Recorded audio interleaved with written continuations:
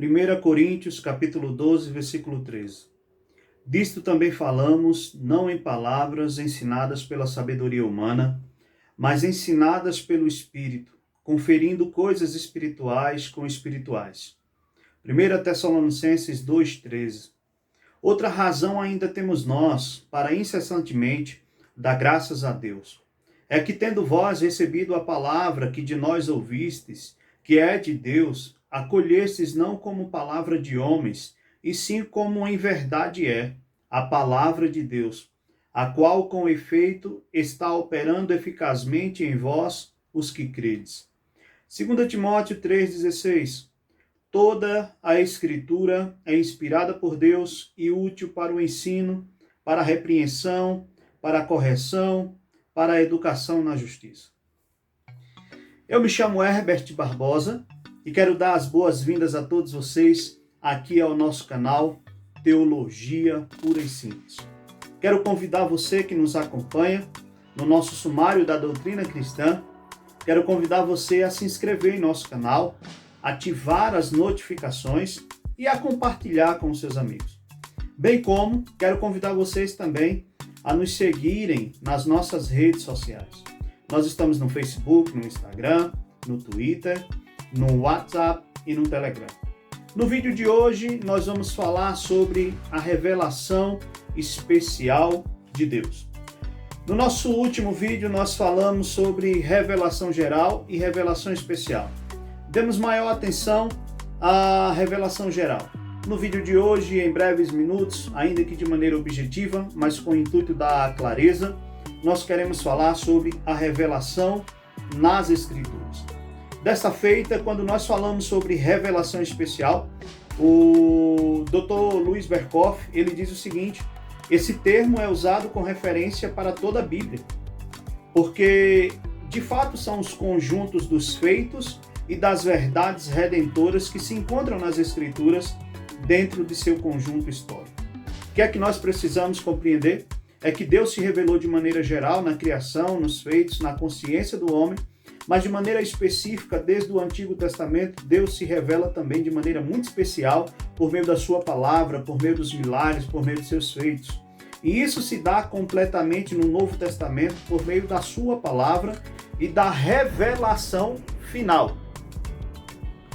Nesse sentido, nós podemos afirmar que toda a Bíblia e somente a Bíblia é a revelação especial de Deus em relação a cada um de nós. Dessa feita, nós temos diversas provas bíblicas que Deus de fato inspirou a sua palavra, movendo homens para compor a sua palavra em diversos momentos da história. Pessoas que viviam em tempos diferentes, com culturas diferentes, mas que estavam unidos e conectados em um só Espírito e recebendo a revelação do nosso Deus. Dessa feita, os profetas, por exemplo, eles tinham consciência de que eram portadores da palavra de Deus. Por quê? Nós percebemos isso através das expressões que os próprios profetas utilizavam quando eles diziam: assim diz o Senhor, ou veio a mim a palavra do Senhor. Essas expressões elas eram de fato as insígnias do ministério profético e uma garantia também da inspiração veterotestamentária, ou seja, do Antigo Testamento. Dessa feita, nós temos também o próprio apóstolo Paulo, que em 2 Tessalonicenses, no capítulo 2, versículo 13, que nós lemos no nosso início, ele fala que o que ele ensina é ensinado mediante a orientação do próprio Espírito Santo. Então Paulo entendia que tudo aquilo que ele promovia era fruto do Espírito, como ensino, óbvio, tudo aquilo que foi registrado pelo nosso Deus, né? E na utilização da instrumentalidade destes homens. Diante disso, nós temos alguns aspectos que envolvem a natureza da inspiração. E eu quero apresentar para vocês. Um aspecto é, como é conhecido, a inspiração mecânica. Às vezes, algumas pessoas afirmam que, literalmente, Deus ditou todas as suas revelações para esses homens. No que pese a revelação ou parte dela ter sido literalmente ditada em algumas partes, não foi toda assim. Então, a inspiração não foi, de certa maneira, somente mecânica, tá?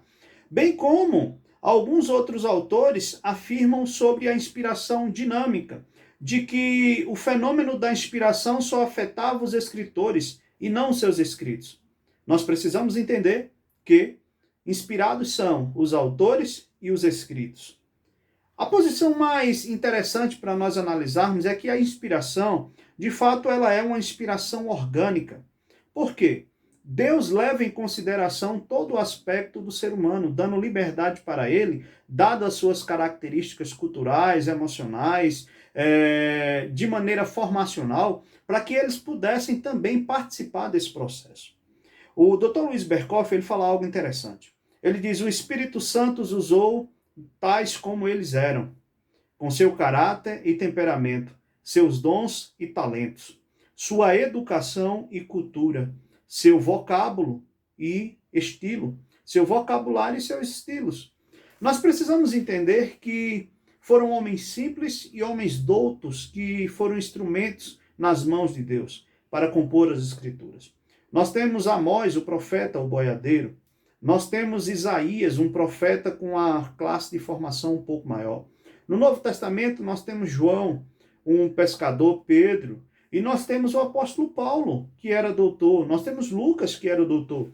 Então, relembrando o aspecto de que a inspiração é algo divino, nós precisamos lembrar, então, que Deus usou cada uma dessas pessoas com as suas características peculiares para compor as Escrituras.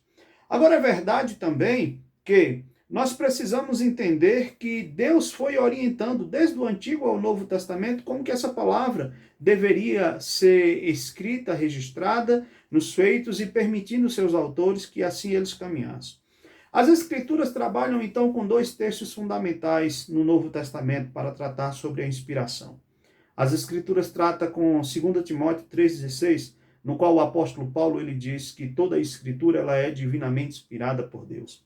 Ou seja, ela é inspirada e ela é útil. Então, toda ela serve para nós. É bem verdade que a fundamentação que o apóstolo Paulo está utilizando em 2 Timóteo 3,16, ele está se referindo diretamente a todo o Antigo Testamento.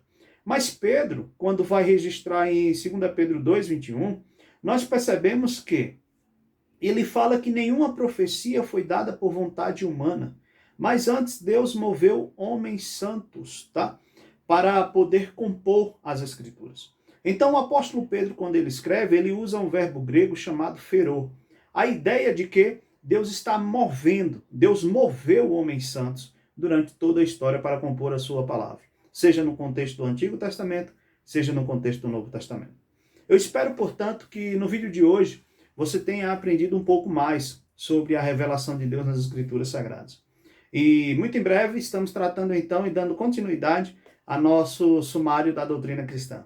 Não se esqueça de se inscrever em nosso canal, não se esqueça de nos seguirem nas redes sociais, não se esqueça de compartilhar com seus amigos. Que Deus abençoe e um forte abraço e até o nosso próximo encontro.